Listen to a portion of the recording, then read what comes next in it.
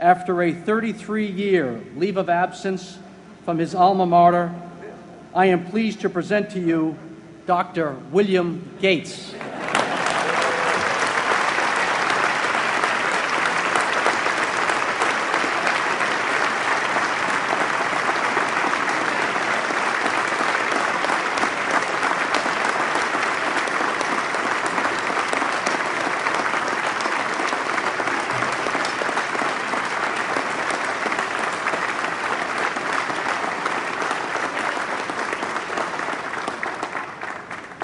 Thank you.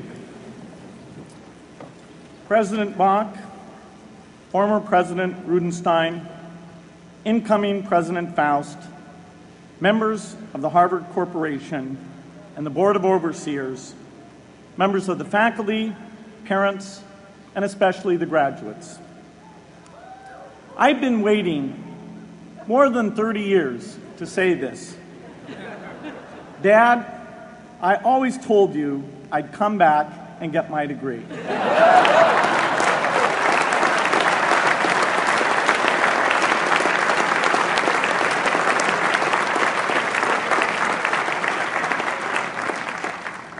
I want to thank Harvard for this honor.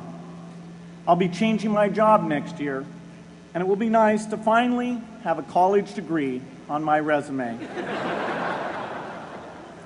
I applaud the graduates for taking a much more direct route to your degrees. For my part, I'm just happy that the Crimson called me Harvard's most successful dropout. I guess that makes me valedictorian of my own special class. I did the best of everyone who failed. But I also want to be recognized as the guy who got Steve Ballmer to drop out of business school.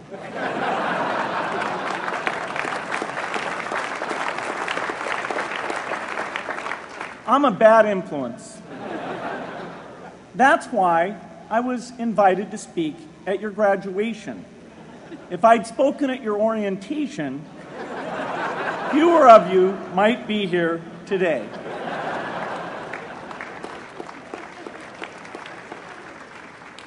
Harvard was a phenomenal experience for me. Academic life was fascinating. I used to sit in on lots of classes that I hadn't even signed up for. And dorm life was terrific. I lived up at Radcliffe in Currier House.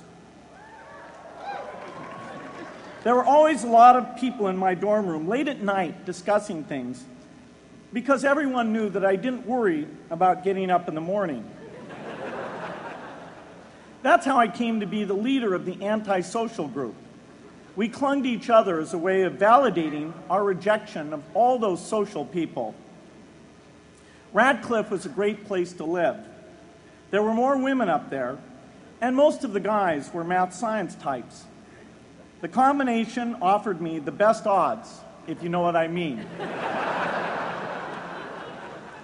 That's where I learned the sad lesson that improving your odds doesn't guarantee success. One of my biggest memories of Harvard came in January 1975 when I made a call from Currier House to a company in Albuquerque, New Mexico that had begun making the world's first personal computer. I offered to sell them software. I worried they would realize I was just a student in a dorm and hang up on me. Instead, they said, "We're not quite ready. Come see us in a month," which was a good thing because we hadn't written the software yet.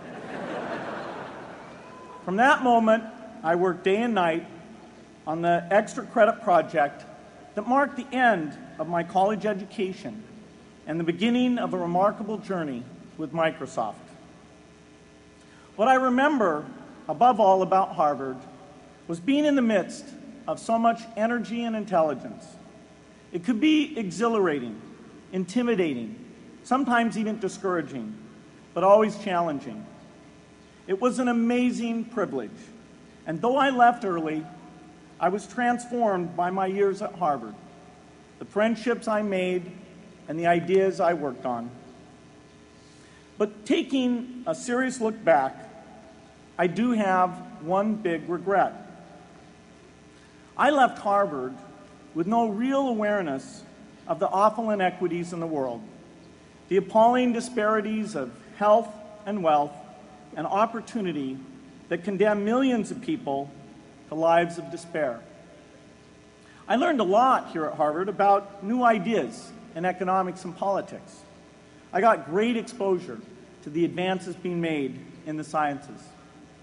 But humanity's greatest advances are not in its discoveries, but in how those discoveries are applied to reduce inequity.